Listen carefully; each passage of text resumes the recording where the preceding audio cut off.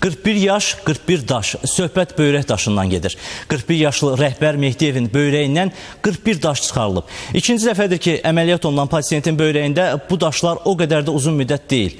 2 ilə yaxındır ki, əmələ gəlib. Növbəti reportajda söz gedən əməliyyat, bir də böyrək daşının əməliyyat həddinə çatmamış qarşısının alınması üçün profilaktik tədbirlər haqqında danışacağıq.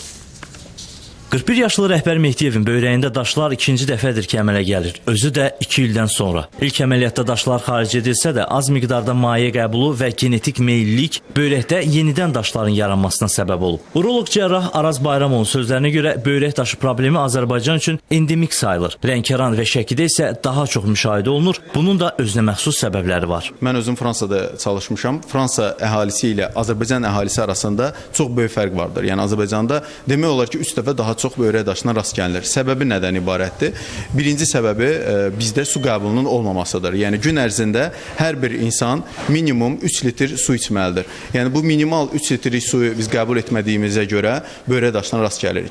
Sonra ikinci olaraq endemik zonalarda da mən olmuşam. Yəni Lənkəran, Şəki, digər rayonlarımızda da. Bu rayonlarda da xüsusilə qidalarda duzlu məhsulların çox istifadə olunmasıdır. Araz Bayramovun sözlərinə görə əməliyyat olunacaq pasiyent də bu tələblərə əməl etmədiyindən böyrək daşları yenidən əmələ gəlib.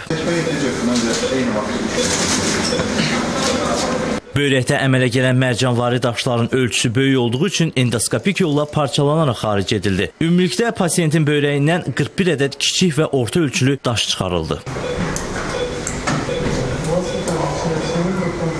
Uroloq Araz Bayramov böyrək daşının əməliyyat həddinə çatmamış qarşısının alınması üçün profilaktik tədbirlər də açıqlayır. Biz birinci olaraq böyrək qoruyucularını artırmalıyıq. Böyrək qoruyucuları əsasən sitratlar hesab olunurlar.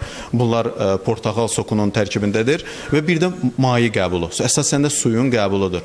Yəni gün ərzində biz minimum 3 litr su içməliyik. Minimal suyun qəbuludur və duzlu məhsullardır, kofedir, şokoladdır, çayın özüdür. Bunlar hamısı daş yaradan amillərdir. Yəni dinləyicilərimiz istərdim ki, böyrək daşlarının yaranmasını istəmirlərsə, maksimum olaraq böyrək qoruyucularını artırsınlar. Aris Tarviyediyev, Rəşad Ağamaliyev, ATV Xəbər.